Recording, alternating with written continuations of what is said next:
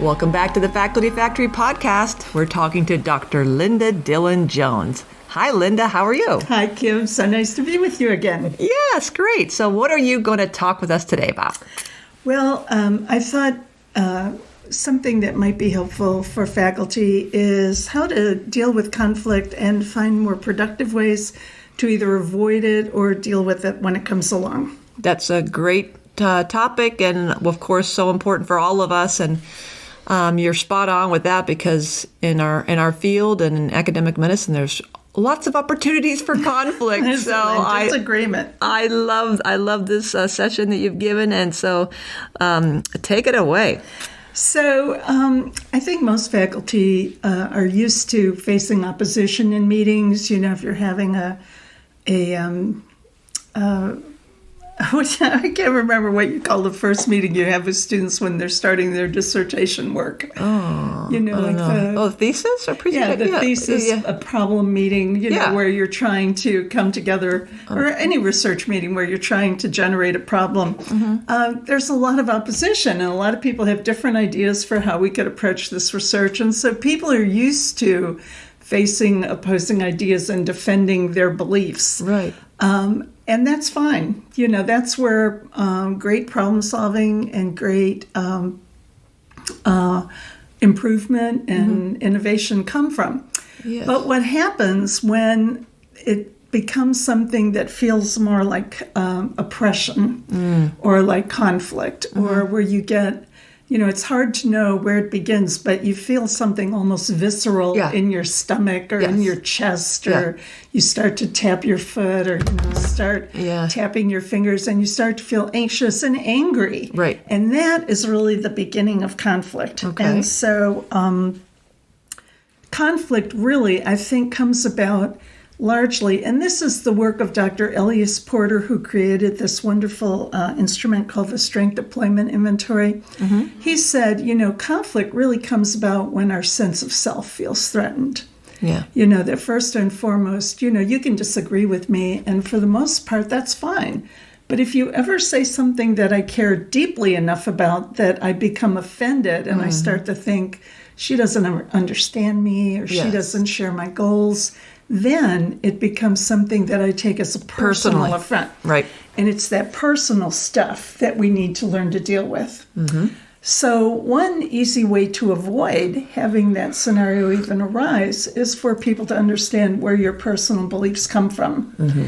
So, of course, they come from diversity and religion and culture and all that.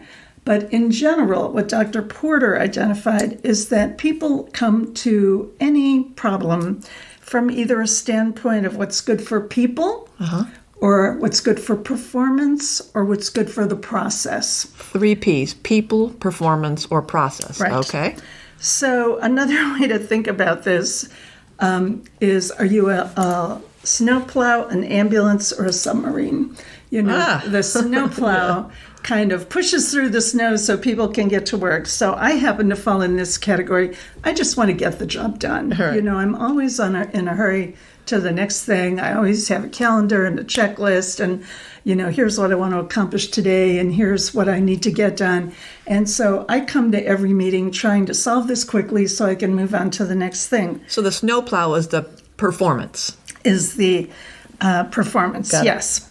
So the submarine is that group of people who are kind of under the water. They're quiet in the meeting, they're thinking, they're not saying a lot. Like a submarine, they have stealth capability. Yes. Stealth capability underwater, but also the ability to shoot missiles. They have the conning tower that comes up and looks around to see what's going on. So a lot of times in meetings, you'll look around the room, and there'll be people kind of sitting there who you don't even really think they're engaged. They're the submarines. Got it. They're thinking under the surface, but maybe they don't share a lot. And then the final one is the ambulance, the people who rush to the rescue. Mm-hmm. So let's say we're having a budget meeting and we have to cut 15%. The people, those ambulance people are saying what? No way. How can you do that? Yeah, don't cut staff, don't cut salaries, don't cut services to our patients, don't cut student benefits, don't hurt the people. Right. Same scenario. The performance people are the people who are saying, well, you know, there must be a way we can do this. Just take 15% off of everything. You know, just every line item, just cut off 15%, and that'll be a way to do it fairly. Right. So for them, fairness and having a process that we can defend is the most important thing. Got it. So a people person in the room, here's this process person saying just 15% across the board.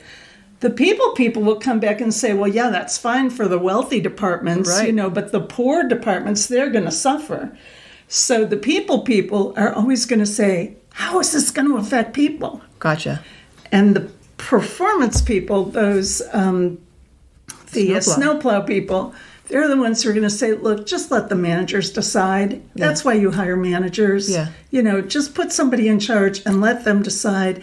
And then you can move money around later if you need to. But this is a waste of our time to fight about this and get angry because the managers could just decide and tell us what they're going to cut in their own area. Why are we even having this meeting? Gotcha. You know, so most people, and I hope the people who are listening can say to themselves now, yes, I am definitely a snowplow. Snowplow, a submarine, or an ambulance. Which do you think you are? Performance, process, or people. I'm definitely also a P, performance. I'm high J on the Myers-Briggs.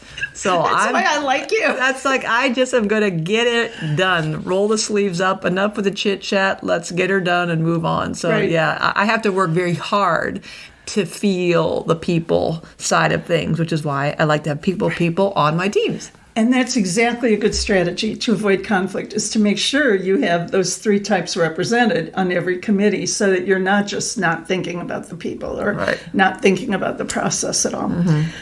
So you and I both know, and this is the downside, that just by being ourselves, right. we create a lot of conflict. That's right. Because we insist that our way is the best way to decide. Yeah. Or even if we don't insist, we believe it. Yeah, exactly. Yeah. We believe it and we know we're right. And why are we still here talking about this? Right. You know, let's move on. And so that is really where a lot of conflict comes from, is from people just coming into the room saying, I know what the right answer is. We don't even need to talk about this. Yes. And so creating a dialogue is a wonderful way to avoid conflict. And there are a lot of crucial conversations is a content package that a lot of people have available now through books or training. And it says, create a dialogue. Yeah. Before you get to the point that you're angry at each other, just start by saying, what do you think? You know, let me hear your side of the story. Exactly. And so that's a really great way to avoid conflict. So we need to look at our strengths and say, what's the downside of my strength? And actually a lot of leadership development, and you know that I've always liked doing assessments in the leadership development programs we've run, because once you identify your strengths, the opposite of that is your developmental need, and it's the thing that gets you into conflict. Exactly. So, for example, Dr. Porter identified a whole bunch of traits that fall into these three people, performance, and process categories. And some of his traits, for example, if you're a very trusting person, you're likely to be a people person, but the downside of that is that you're also likely to be gullible because you always want to believe that people are not going to try to trick you or hurt you or lie to you, you know. So you can create a lot of conflict just by being gullible, by accepting things that can't possibly be true, which can ultimately lead to conflict and disagreement. Or if you're so self-confident, basically the downside of self-confidence is the real arrogance of believing you know everything. Right, exactly. Which I'm guilty of, you know. And I think, well, I'm not arrogant. I just think I know everything, you know. So really learning to listen, learning to ask for other people's opinions, and really listen while they're telling you and try to figure out, well, how can I incorporate those other two categories into what we're going to do? You know, how can we let managers decide but make sure that the students or the patients aren't going to be hurt by that, or that we have a fair, defensible process? Yes. How can we make sure all three types of people are satisfied? So why do people get into trouble? A lot of time it's because they really don't think, they don't spend enough time building relationships, or they don't realize how important relationships are, or when they get into a bad relationship, they just start avoiding, just start avoiding that person, or worst case, saying mean things about them behind their back. Yeah. But best case, not even speaking to them, just politely ignoring them, Exactly. or not listening. Yeah. So, for years I taught a course called Relationship Awareness Theory, and it was just trying, and this is Dr. Porter's work again, Elias Porter, where he said relationships are the most important things for human beings, that nothing else is as important as your relationships. And in fact, when you look at faculty who are really achieving, they have a lot of relationships among their very productive teams of people who they're working with. Yeah. We have a lot of evidence that the people who succeed are the people who have great collaborators. Yeah. So that's how that becomes a part of a discussion of conflict. Yeah. I loved Abraham Lincoln's quote, who I have her taped up on my bulletin board at work amongst hundreds of other little sayings, but he said, "I do not like that man. I must get to know him better." Right. And that's kind of my thing, is I'm always like, I don't know where this comes from, but I'm like always curious, how could someone not like me? This is inconceivable. Or how can someone, I don't understand this. And so rather than avoiding that person, I almost like doggedly pursue that relationship, because I'm just completely flummoxed as to how someone could not possibly like me. And so I've always been, if somebody I find it strange, it's like I want to get to know them because of that. It's something makes my brain go, huh? Yeah. But yeah, things come from the relationship. You're exactly right. And along came coffee houses, and now you can always just say, you want to go get a cup of coffee? Yeah. And especially, I always advise faculty, and I was a faculty member for a long time, and I remember being really angry at my colleagues every now and then and just avoiding them. And I think it would have been so much better if I'd been able to say to them, I'm sorry we're not agreeing about this. I know this was a meeting you didn't enjoy having, and I'm really sorry that we're both upset. We're both angry. Can we talk about this tomorrow morning when we're both feeling better? That's so can mature. I take you out for a cup of coffee? Or, I'd like to get to know you better. I'd like to understand your position better. And I don't think that's the place we go to naturally as quickly as we should. You're right. Just immediately go to defensiveness and taking things personally. So part of the crucial conversations methodology is to say that they talk about silence or violence, that either we avoid people or we get angry and say mean things to them in some way or another. And so I found another author who calls that the difference between pussyfooting and clobbering. Right. And to me, that is so vivid in my mind that, yes, sometimes I pussyfoot around and I don't say anything at all. And then other times I clobber when I don't even mean to, but somewhere. So when you get that dichotomy clearly in your mind, in the middle of that is just telling the truth. With love in the kindest way possible. Just tell people the truth. So if someone says, Kim, can you work this weekend? I'd really need you to come in and look at that data this weekend. You just say, I'm sorry, I have plans. I won't be able to do that. But I really need you to. And I would love to be able to help you, but I'm sorry, I have plans. And just keep telling the truth. Well, I'm expecting you. Well, I'm sorry, I won't be there. Just keep telling the truth in the nicest way you can, because that's basically all you can do. That to avoid a real. And people still might get angry at you, but at least you haven't gotten angry. Because you might have said, "Well, what do you think? I'm at your beck and call all the time." You didn't ask me to. You could have said something ugly. But instead, you just say, I'm sorry, I'm not available. I won't be here. I can't be here. I will not be here. And you just repeat it so many times that eventually they get the idea. But at least nobody has had that angry behavior. Right. Because a lot of times angry behavior or letting your emotions get the better of you escalates conflict, because then the other person has the right to go in that direction too once you've done it. So instead... don't go there. Just say, oh, I wish I'd known, but I've made other plans. Right. And that just shuts down any chance for a fight to begin. How does that work now when someone who has power over you Right. is saying, another clinician is called off, she's having her baby, or just quit, I'm going to need you to pick up the coverage, I'm expecting you to, be a team player here, we're going to need you to... I mean, how do you handle that kind of conflict? I think you just have to tell the truth. Yeah. I have committed to a family wedding that's been on my calendar for over a year. I'm expected. Yeah. And it's just something I cannot miss. There must be other alternatives. Okay. If I filled in on Friday instead of Saturday, could the person you have scheduled for Friday work on Saturday? Because I am not unavailable. I am not available on Saturday. Right. But I could do Friday or Sunday. So engaging in problem solving. Yeah.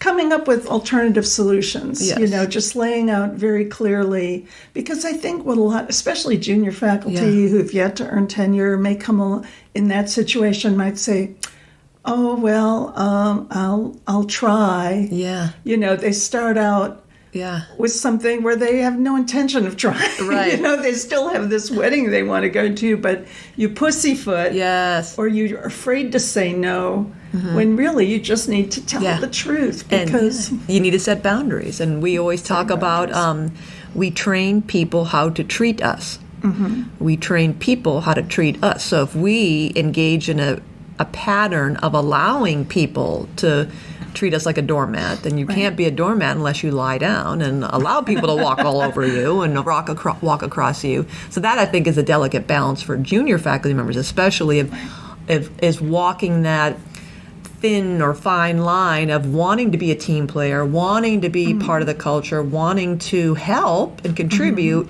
and also get into a pattern of some semblance of work-life integration or some semblance of doing your own scholarship and doing your own work, that you can maintain a behavior over your whole career. So you don't want to get into this kind of a vicious cycle of always being the yes person. Right. What is this other quote I like? That I think is on the James Clear blog. When we say no, we're saying no to one thing. But when you say yes, you're saying no to many things. So the idea of thinking carefully about what we say yes to, because a single no is no to that offer or request, one thing. But if you say yes to it, now you're potentially opportunity cost or loss that you're saying, if I'm saying yes to this, that means I'm saying no to everything peace and else. Harmony in my home, people at the wedding will be mad at me, my partner will be mad at me, I'll be mad at me.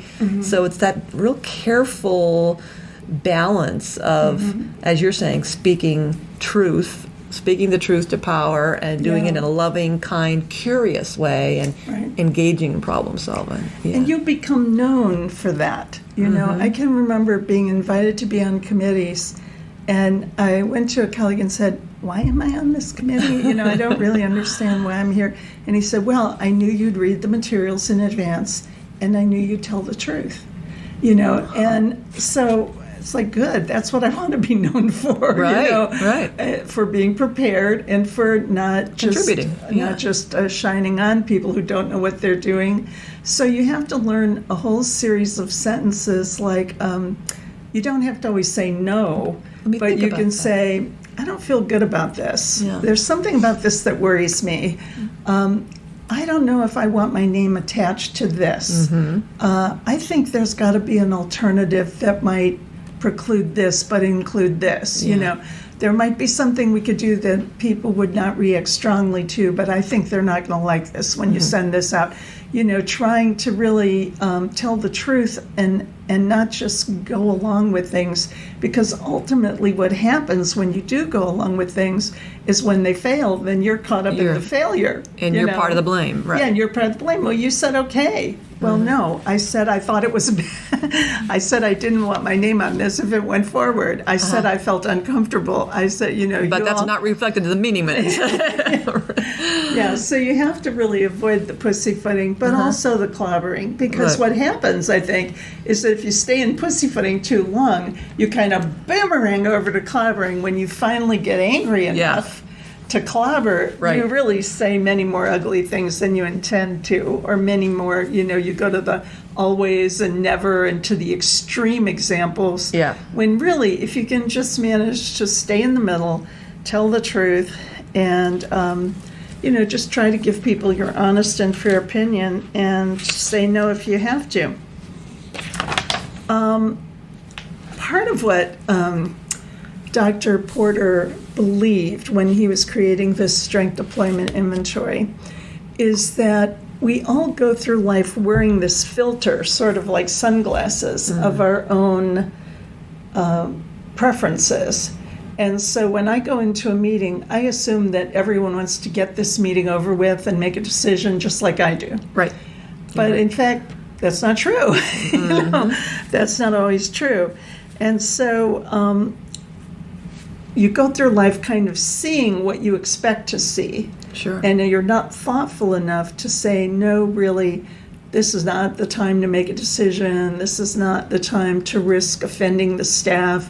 This is not the time to make another charge for students. To really think about your constituent groups, or to think about the process. Is this how we're going to do this every single time? Is this going to become the new plan that we use going forward? So to realize that you are wearing this one deciding system, and that you go through life kind of seeing things the way you are, and in fact you're filtering out a lot of other choices that would be equally legitimate choices. That's right. So, we go through life, and this is our colleague Jennifer Haythorne-Thwaite has shared this notion, and a lot of people have found it very helpful, that we go through life knowing what our behavior is and our intentions and our underlying motivations, but what people see, first and foremost, is the behavior. They don't know our intentions. Sure. They don't know our underlying motives. That's right. And so I can create a lot of conflict by coming in and trying to solve this problem really quickly. And other people will say, well, Linda, this is a serious thing. It involves students and patients and faculty. And, cool your jets, Yeah. We really need to spend more time talking about what these outcomes are going to be. So really, first and foremost, creating that dialogue so that everybody is heard, everybody's opinions are out there, and realizing that there are at least 3 different kinds of underlying motives in the room, and that you need to attend to all of them and get all of the possible strategies. You mean the 3, you mean the people, process, performance kind of mentality? Yes. Yeah, and I like what you said about the Jennifer Haythorne-Thwaite calling attention to internally we understand our own motivations, but externally people are looking mostly at our behaviors. And it reminds me of that saying or that idea of thinking about communication, intentions versus impact. Yeah. Well, I didn't mean that. Well, that was how she took it. The intention of your email or your voicemail or your speech or your diatribe was maybe coming from this place, your motivation, but the impact is ultimately what sometimes we can't control, or at least have to give thought to. How will this land? Yes, and that's really a very sophisticated leadership behavior. People go through life and become successful just doing what comes naturally. But when they move into higher leadership ranks, they need to give some thought to, if I do what comes naturally, how will people respond to that? Right. And to really think more about what will the impact be if I take this action or make this comment or, whatever it is, how will people respond to that? Yeah. So if we're going to look at, what are the things to avoid in conflict, there's some destructive behaviors that really tend to escalate conflict and tend to make it worse.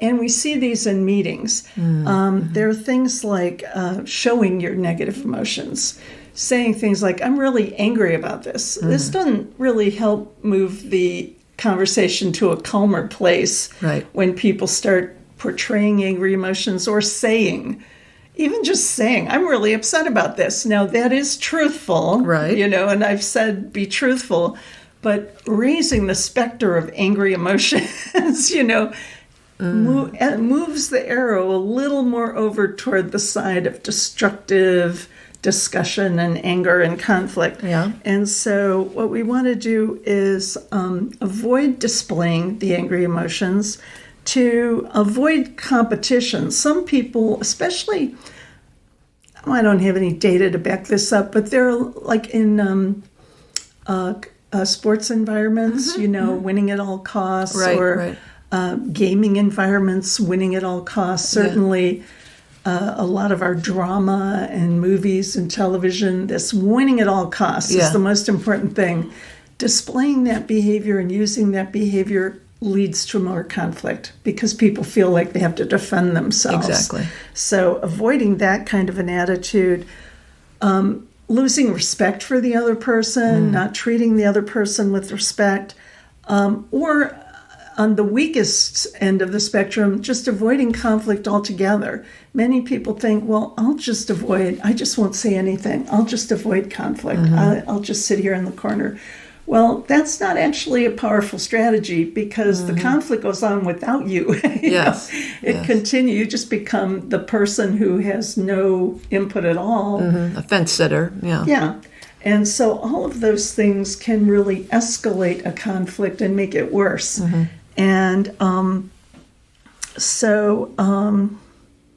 the typical outcomes, when you look at what you see in a meeting when people are focusing on people and name calling rather than focusing on the idea of the problem, the kind of behaviors you see, people get angry, they get frustrated, they start being more judgmental, start trying to keep score and figure out, well, I got to win at all costs. They may stop speaking to each other. They may close the channels of communication.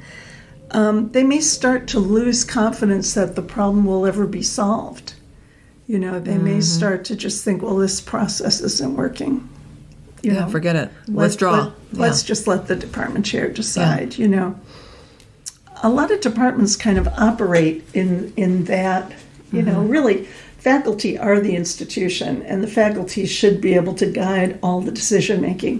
But I've seen groups of faculty who just kind of are so conflicted among themselves that they just give up and expect the department chair to come in and clobber everybody until one thing happens, that it should be a punitive environment where the department chair says something and, rules the roost. But department chairs will say, nobody listens to me. You can tell me to make the decision, but when I tell the faculty, here's what I've decided, because they haven't participated in the decision, they don't follow it anyway. Right.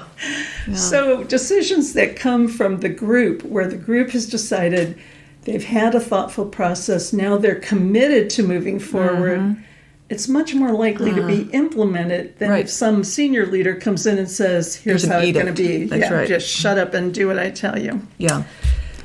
So what are some constructive positions that we can take if we're trying to avoid those destructive positions? One thing is to focus on the ideas and not the personalities. Yeah. Not to say so much, Cam, your idea, I think, is flawed. But to say, this idea here, I think, is the one that I'm having troubles with, and not identify it with a person. That's great. Just identify the idea for its own sake, and really not name people, because then you get this us them thing going, where people you choosing blue sides. People over there don't understand, and us red people over here, we know what we're talking about, and so to not try to identify people and groups into sides, but to say, here's this idea. What are the values of each? What are the flaws of each? Yeah, and understanding and focusing also on the common interest, the mutual goals, and reminding people, all right, let's remind ourselves the purpose of this meeting or this department or this mission of this project is to remember we all want the same thing. We're all here for the same reason, the patients or the students or the customers or whatever you have. And that gut check of reminding, why are we all here? And recognizing we all have different motivations. That's the core of politics, is understanding people's motivations. Yeah. And so we're all here to get there. There are lots of different ways we can get there. Let's all agree and own one, a best way or a better way today to get there. And if there's still disagreement, a wonderful way to hedge your bets is to say, let's try it as a pilot. Pilot. Exactly. I love that. That's all. When in doubt, pilot it. We did so many pilots where we would say, beta test it. Yeah. And then you evaluate it at the end. And if it didn't work so well, try to adapt it to something better. Yeah. But when you see people being constructive and really focusing on ideas in a calm, rational way and generating a lot of alternatives and building on each other's ideas, you see win-win solutions coming forward. Yeah. You see a lot of open and honest communication.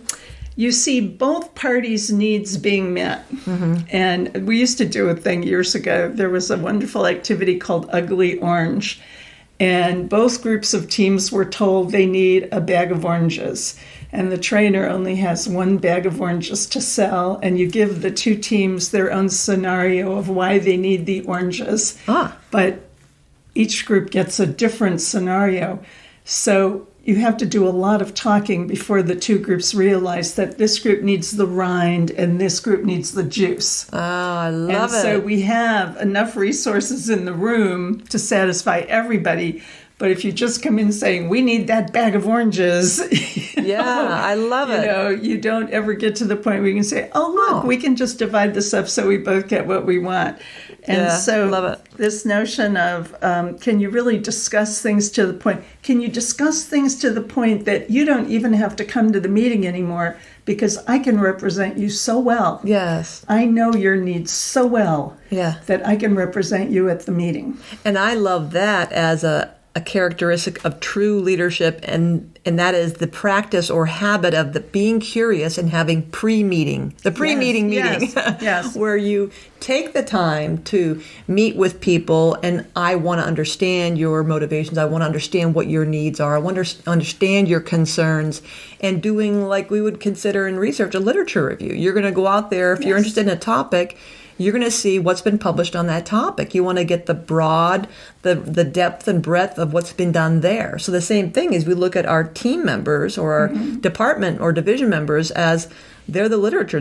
They are owning the data or the information on this thing. So I want to read that person so that I understand where the gaps are, where are the commonalities, where are the things that are, different. And then you're right, someone coming into a meeting who I feel confident has done the research, they've done the lit review, they know the state of the field at this point in time, meaning they know our opinions because he or she has talked with all of us at length. Now I have a lot more confidence that even if I don't agree with Dr. Linda Dillon-Jones, I'm going to give her the benefit of the doubt because I trust her process and I trust her ability to be rational and have taken that time versus snow plowing and bulldozing all over everybody. And considering all the options. Right. And a great way you can teach your mentees and the people who report to you to do this is to always ask them, when they're coming to you for a decision or for support of a decision, to ask them, and what's the other side?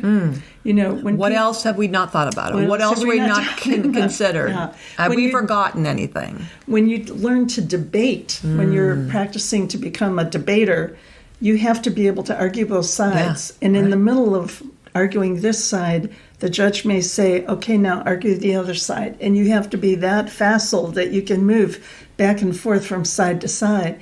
And I remember as a director of the training center, I would come in kind of fussing with one of my colleagues about budget or resources or something we wanted to do. Maybe they were teaching a course that conflicted with something we were teaching or took away participation from something we were doing. And I would go to my boss and he would always say, and what's Lisa's side? That's your side. What's Lisa's side? And so he always expected me to know what the other argument was. There you go. And so very wise. You learn to come in knowing both sides very well. And once you know both sides, you're more likely to make an accurate decision better anyway. And that the same thing I'm thinking of our clinician faculty with families and patients. Right. When you're trying to build relationships with your patients and trying to understand their reticence to adopt a certain treatment or new behavior or something about their disease or condition or a lifestyle, trying to understand, well, I would eat more healthy, but I'm working 3 jobs and I don't have time to prepare that kind of food. And so it's quicker for me to go through the drive-through for $1 and get this. So understanding where people are coming from, I think it just, but it does take time. And that's in this, unfortunately, in our culture and our climate, so many of us are just rushing, that we start with the big sigh of, I got to go to another meeting, versus if I want to take time to learn all the different perspectives, that takes time. Well, it's where do you want to spend your time? Yeah, do you want to spend it on the front end or on the back end, cleaning up messes and mending broken relationships? Right. Well, it's true, because when you have to deal with complaints, and convincing everybody one-on-one that something you've already announced is a good idea, that is way time-consuming on the back end. Right. So there are some things you can do. I'm moving into my next topic here. What can you do to teach people to be more constructive in their decision making and in avoiding conflict in groups that you're working with, whether you're chairing a committee or you're working with your direct reports on a research project or your direct reports in the office? What are some things you can do? Right. I think the first is that it's very important to be tactful. And, we're all working in international environments, and a lot of our international students are much more tactful than their American counterparts, because Americans kind of think, well, hey, it's a democracy. I can say whatever I want. I can let it all hang out. I was just being myself. I've got a strong personality. You just have to live with that, So I think, I used to love when we were going through some difficult times, when we were rolling out the new financial system for the university. There were people who'd be running a meeting and they would come in and say, so this is going to be a difficult meeting. We have some difficult decisions to make. Okay. And I just want to set some ground rules for the meeting. I would like everyone to behave with tact. I love it. We would always come into our leadership program saying, we're not trying to create a hostile environment, but imagine over this week-long program, people disagree occasionally. And so we're going to set a ground rule that people will be tactful with each other. And we're not going to try to hurt each other. And you don't want to say anything that you can't take back. I like it. There's no harm in being upfront and honest. This is tough. This is hard for me one-on-one. This is a hard conversation for me. It's uncomfortable, or this meeting is going to be difficult. So let's not pretend. So I think that also kind of gives people kind of an exhale moment of, all right, I'm not the only one who's dreading this or being resentful, that, okay, we're all in this together. It's going to be tough. I think that's great. Very honest. It's a great way to begin. Push it under the rug and pretend like this is going to be tra-la-la, all, sunshine, lollipops, and rainbows. This is tough. All right, let's suck it up and let's be on our best behavior. And to set any other ground rules that you need. No interrupting. That's a big thing, like I'm doing to you constantly. I podcast, I interrupt all the time. Not at all. And that's one of my big things in meetings, when people just talk over each other and interrupt people constantly. Yes. And so I've tried different approaches. I keep talking and don't stop talking. And I know you're trying to interrupt me, Linda, but I'm going to keep talking, Linda. I know, Linda, when I'm done talking, now you can talk. Or I've stopped, rolled my eyes in my Kim Skrupski fashion, waited for the person to stop talking. Then I'll say, as I was saying before you interrupted me, or may I finish now? And all of those feel like putting the hand up. Listeners can't see, but holding up your hand. If you just hold, and I'm holding up my hand like palms out. Stop. Like stop. I mean, it's the international symbol for stop. And people need to learn to do that if they are being interrupted while they're talking. You just hold up your hand so people let you finish. I think also groups can take turns facilitating the meeting. They can get used to the idea of always having a facilitator, because, and the ground rule is, we want to hear from everyone. Yeah. We don't want the extroverts to, feel like they have to fill in whenever there's a silence. We want to hear all the good ideas from everyone, including the introverts who are less likely to be able to break into a conversation that's running past like a bunch of wild horses. Right. So let's take turns facilitating. Let's make sure that we make sure everyone is heard. And then, and there are techniques, for example, everyone knows brainstorming, but there's also brainstorming any non-redundant idea. Don't keep saying the same thing over and over again, but just tell me a new idea. And just keep going around until you've heard every idea in the room. Yeah. So that you're not, nothing is being lost. But you're right about the listening piece. It can be very difficult for people to really listen and hear and understand what is being said if they're thinking about what their reply is going to be. That's right. And so many times, and this is Stephen Covey, he said, we don't listen with an intent to hear and understand. We listen with an intent to reply. Right. So to really, and I've heard people in meetings just saying, okay, I feel like the conversation is going so fast now. I just would like us to slow down and listen to each other, because I think we're just yelling at each other now, and I don't think anybody's listening or hearing what's being said. So let us just slow this down and make sure, and just call attention to what's going on in the Everybody take a deep breath. Yeah. As people are becoming more agitated. Yeah. The other thing you can do is insist that people make I statements, because people will come in and say, well, everybody feels or everybody thinks. And it's like, well, did you do a survey? I mean, how do you know what everybody thinks or feels? Just tell me what you think or feel, Make an I statement. If you're not willing to claim that this is your opinion you're sharing, don't try to pile on the weight of a bunch of people who aren't here. That's right. Good point. Just make I statements. And that could be part of the ground rules. When you had good meeting hygiene.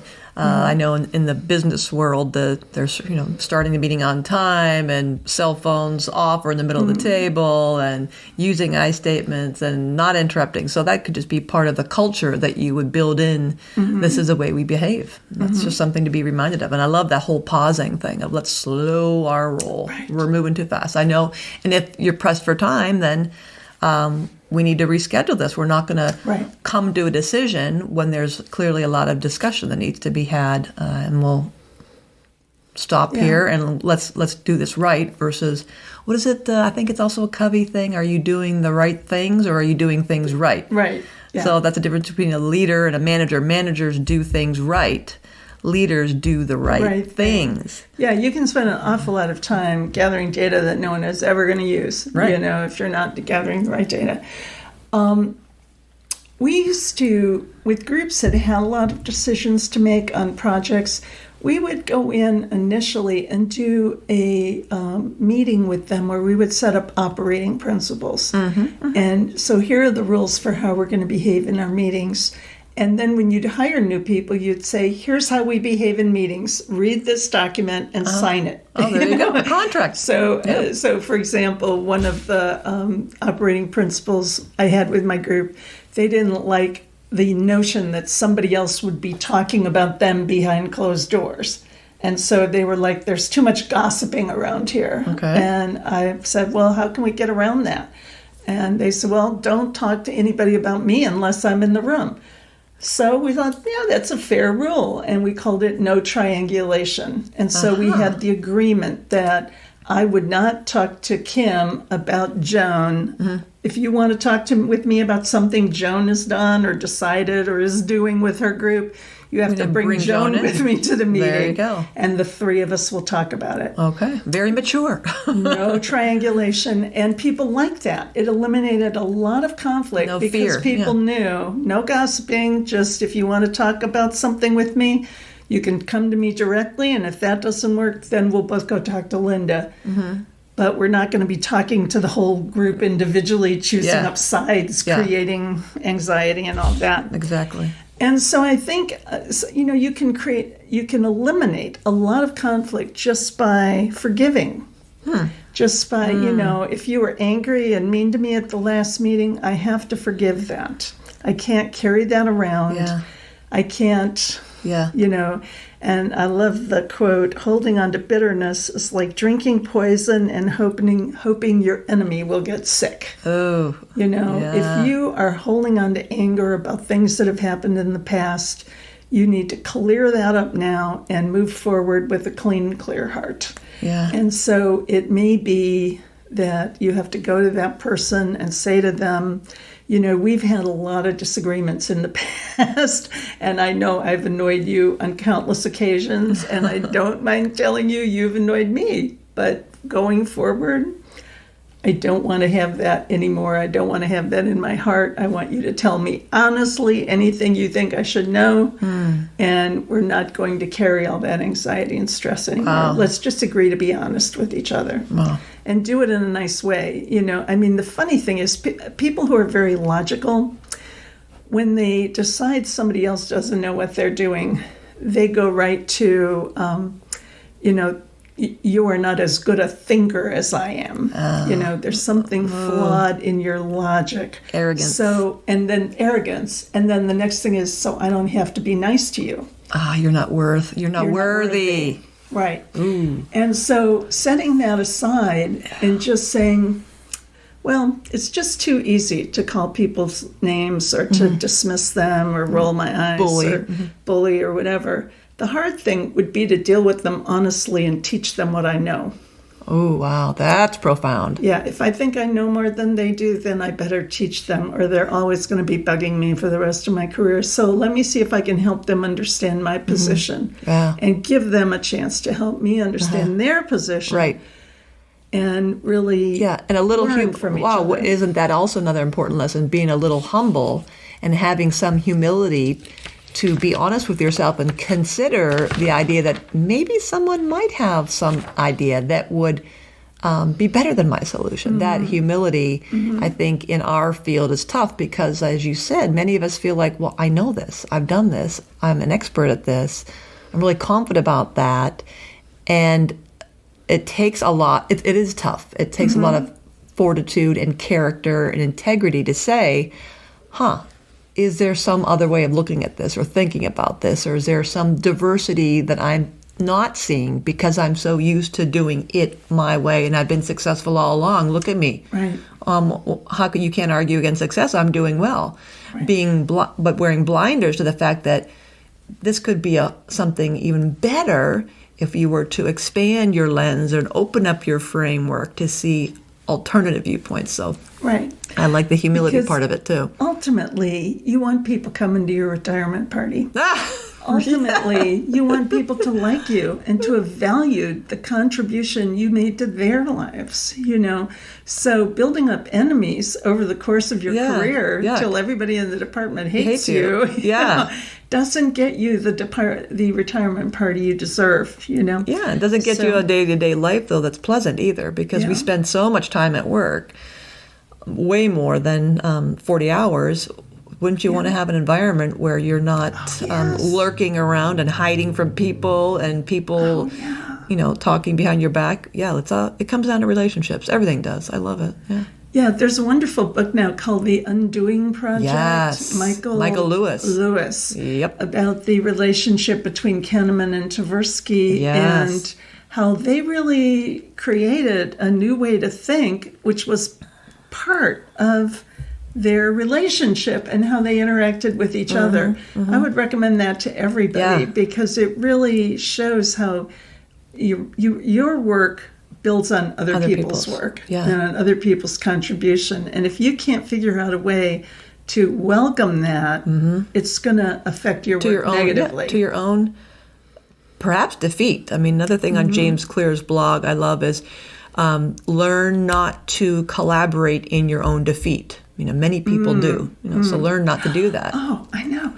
Well, the other thing is, I used to, a lot of my colleagues were OD people, organization development people, and they were, their job, their full-time paid employment at the university was to work with these crotchety faculty members who couldn't get along with anybody, and it was surprising to them And I heard the stories about how they would work with people, and these people were still just so unpleasant and so awful to everyone around them and so stuck in their ways. And finally, we would figure out a way to fire them. And then they would be surprised. Like, why? How can this be? What did you think we were doing this last 10 years when we were trying to build a bridge between you and all these people you were offending, and we were trying to attend to all these issues that you were a part of and that you were firing and, firing the furnace in your own area. You were creating so much trouble over the years that there were a whole group of people just trying to solve all these problems generated by your lack of ability to get, and they just had no clue. Didn't get it. Wow. Had no clue. And no good comes from that. No good comes from that for the individual or the department. It's just, it leads to ill health and That's right. and bad decision making. And so I think, my one last piece of advice would be the power of apology. That, we all have, if nothing else, we failed to build a working relationship with people, whether we were rude to them or mean to them or angry or whatever. If you have failed to build a working relationship, that's a failure. You don't get to say that's on them. No, own it. And so if you've tried and failed, what can you do to really apologize to that person for just your regret for whatever happened? You're accepting responsibility for your part of what happened, and then establishing a remedy going forward. So I'm trying to... I like the whole thing, that one strategy we talk in our leadership groups of inviting an inner circle, or as Jennifer Haythornthwaite calls it, a tribe, and inviting people to help you or work with you on a project. So I'd say, hey, Linda, I'm really working on trying not to interrupt people at a meeting. And I'd like to invite you to help me, give me feedback after that meeting, or give me a sign, during the meeting, tug on your earlobe or hold a finger up to remind me when I'm doing something that I, would like to change a behavior. So asking people to help you in that. So I think that might be one way of the whole, that whole relationship building is saying, I'm going to claim ownership. I apologize for this behavior in the past. I'd like to propose going forward, we try this. I'm not perfect. I'm going to fail at this. And when I do, I hope you'll forgive me. I hope we can work together.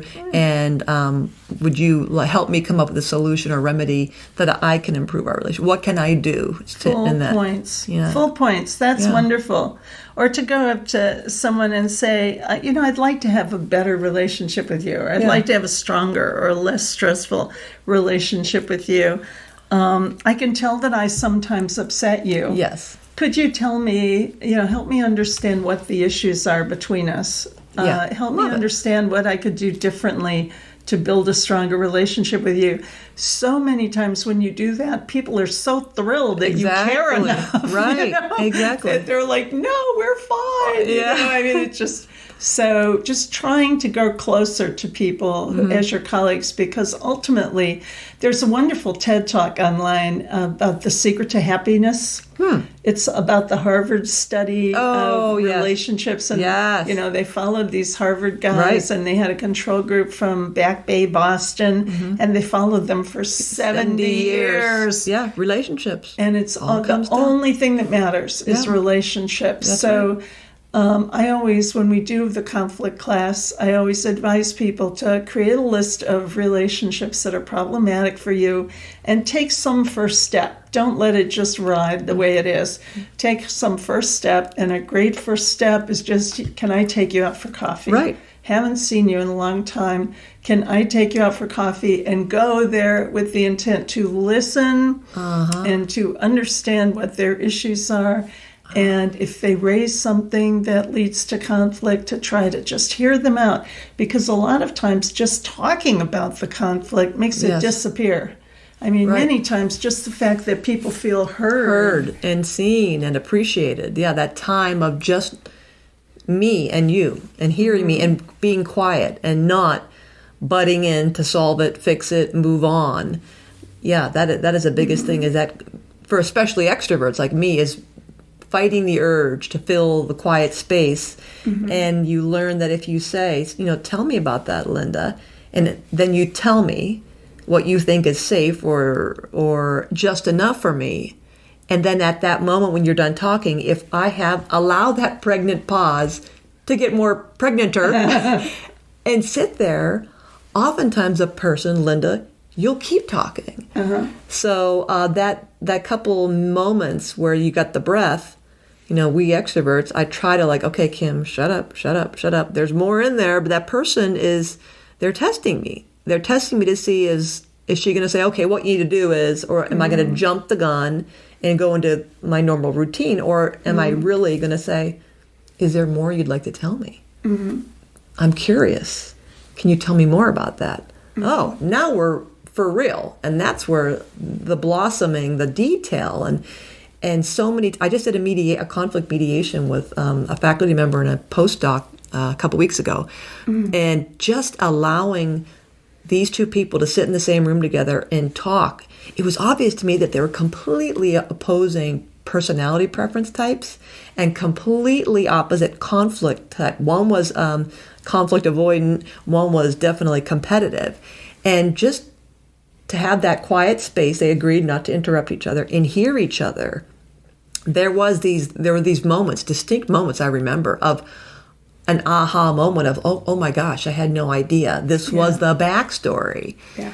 And then after, both of them came and talked to me, and it was emotional. I mean, the one told me, well, what that person doesn't realize is that my partner has been having cancer, and I don't want to bring that into the office, and I didn't think it was appropriate to say anything, but when this person said this and that, it was because of this. When this person kind of made light of that and that, it was because of this. And it was just this whole outpouring of emotion and backstories. And it just further solidified the knowledge in me that there's so many, everybody's got at least a tragic story, one story, at least one, and many more. And so trying to dig below, like you talk about this iceberg thing, that you see the little tip above the water, and there's all this stuff underneath that you have no idea what's going on in people's lives, and trying to get them to share that and to understand what is really important to them in this conflict, so that I can try to give you as much of what you need and still get some of what I need. Then we have a good chance to move forward productively. So I like that whole, what you just said about forgiveness, is giving people a little bit of mercy and grace and the benefit of the doubt that there may be a lot going on here that I don't know and what's going on. So forgiveness and apology and knowing when to draw boundaries and knowing when to be firm and being curious and just, making sure that you protect yourself and your boundaries, I guess is what I'm trying to get at, all the while having the humility to recognize that this is maybe not about me, and it's maybe I don't know everything. And so being curious kind of gets to that point. Absolutely. And if you don't do that, when you retire, you'll still be dreaming about all that stuff from years ago. You will carry it with you forever if you don't deal with it now. That's where stress comes from, is all those conflicts that we don't deal with, unresolved, that we don't let come to the surface. A lot of ulcers, a lot of heart attacks. People carry around a tremendous amount of stress and angst just because they're not willing to have simple conversations, and so they end up having complicated conversations. You bury and bury and bury and bury it, and you can bury it all you want, but it's still there then. It's still there. Yeah. It's funny, this will be my last comment. We used to do a 360 assessment through the leadership programs for the university, and out of 155 items, so once every 10 years, I could get a group score for everyone who'd ever been through the program. And in that 10-year analysis of, the rank order of these 155 items, the bottom item out of 155 was always confronts problems early before they get out of hand. Ooh. So, when you look at this university and what we weren't good at, we were just like avoiding a lot and not trying to deal with things as quickly as we could, partly because we're so busy. Exactly. But partly because we fear confrontation. And sometimes confronting things early eliminates a lot of work on the backside later on. I would encourage people to at least try to start a conversation wherever they have a conflict in their life, and just try to remember that pussyfooting, clobbering, or the silence violence, and try to stay right in the middle, telling the truth as kindly as you can every single day. This has been great, and I'm going to end on that. You've been listening to Dr. Linda Dillon Jones on conflict. She's a senior consultant for faculty development here at Johns Hopkins, and you can reach her at lindadillonjones@gmail.com.